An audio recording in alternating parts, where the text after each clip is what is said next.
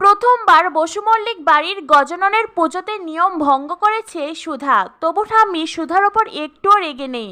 কেননা সুধার ভক্তি নিষ্ঠা ভরা পুজো, তারপরে আবার গজাননের মাথার জবা ফুল পড়েছে সুধার ভোগের থালায়। আর এই সব কিছু দেখেই ঠাম্মি বুঝে গেছেন গজানন নিজেই সুধার পূজায় সন্তুষ্ট হয়েছে।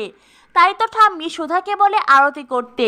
তখনই জ্যোৎস্না বলে, ঠাম্মি এতকাল এই পুজোতে আরতি তুমিই করেছো, তবে আজ কেন সুধাকে বলছো? ঠাম্মি বলেন, এখন থেকে এই পুজোর আরতি আমার বড়নাথ বউ করবে। সুধার প্রতি ঠাম্মির এত আস্থা, এত ভরসা দেখে তরিতার মন হিংসায় জ্বলতে থাকে। এতদিন তরিতাকে যেই দায়িত্বটা দেওয়া হয়নি সেটা একদিনেই সুধাকে ঠাম্মি দিয়ে দিল। হিংসায় জ্বলতে চলতে তরিতার মাথায় একটা কুবুদ্ধি আসে। সকলেই যখন চোখ বন্ধ করে গজাননের কাছে প্রার্থনা করছে, তখনই তরিতা সুধার শাড়ির আঁচলের নিচে প্রদীপ রাখে, যাতে সেই প্রদীপের আগুন থেকে সুধার গায়ে আগুন লাগে।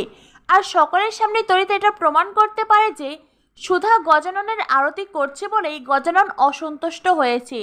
দেখা যাক আগামী পর্বে এবার কি হবে। সুধার গায়ে আগুন লাগলে তেজবাবু তো নিশ্চয়ই সুধাকে বাঁচিয়ে নেবে, কিন্তু ঠাম্মির রিয়াকশন কি হয় সেটাই দেখার অপেক্ষা। এদিকে আবার সুধাকে ঠাম্মি অনুমতি দিয়েছে দিরাগমনে যাওয়ার জন্য, কিন্তু সুধা ঠাম্মির দেয়া সেই বিশেষ গয়নাটাই খুঁজে পাচ্ছে না, যা দেখে তেজ ভীষণ রেগে গেছে।